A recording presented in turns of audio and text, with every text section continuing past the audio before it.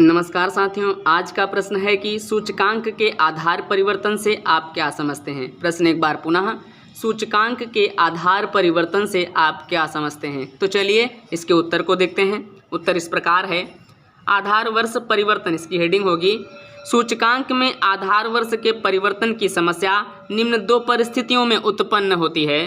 पहली, जब आधार वर्ष बहुत पुराना हो गया हो और चालू वर्ष से काफ़ी दूर हो गया हो, तो उसकी तुलना में उद्देश्यपूर्ण निष्कर्ष प्राप्त नहीं हो पाता है, यानी जैसा हम चाहते हैं परिणाम वैसा मिल नहीं पाता है। इसलिए पुराने आधार वर्ष के स्थान पर कोई नया आधार वर्ष चुना जाता है। ठीक है। दूसरा पॉइंट, जब दो या दो से अधिक ऐसे निर्देशांकों की तुलना की जानी हो जिनका आधार वर्ष जो है अलग अलग हो। जब दो या दो से अधिक ऐसे निर्देशांक हों जिनकी तुलना आपस में की जानी हो, जिनका आधार वर्ष अलग अलग हो, तो तुलना करने से पहले आधार वर्ष का समान करना आवश्यक होता है। जैसे हम भिन्न के सवालों में लासा नहीं लेते हैं सबको बराबर करने के लिए, उसी प्रकार उदाहरण है, माना संयुक्त राज्य अमेरिका और भारत में थोक मूल्य सूचकांक की तुलना करनी है। संयुक्त राज्य के सूचकांक में आधार वर्ष 1985 और इंडिया के सूचकांक में आधार वर्ष जो है 1990 हो, तो भारत के सूचकांक में 1990 के स्थान पर 1985 करना होगा। ठीक है।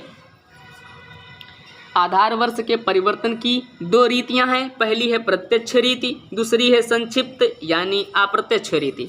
तो हम पहले बात करते हैं प्रत्यक्ष रीति के बारे में। प्रत्यक्ष रीति कहती है कि इस रीति में नए आधार वर्ष के मूल्यों को 100 मानकर नए सिरे से सभी चालू वर्षों के लिए मूल्य अनुपातों की गणना की जाती है ना। इन मूल्यों का माध्य निकालकर नए निर्देशांक ज्ञात किए जाते हैं। प्रत्यक्ष रीति के अनुसार ये होता है।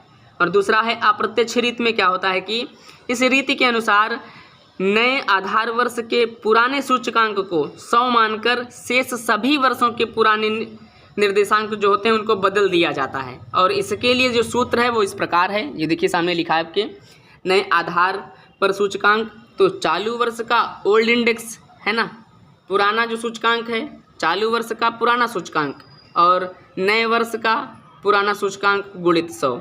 इस आधार पर हम क्या करेंगे, सूचकांक को प्राप्त कर लेंगे, है ना। नए आधार पर सूचकांक जो होगा उसकी हम गणना कर लेंगे। आज के लिए इतना ही, धन्यवाद।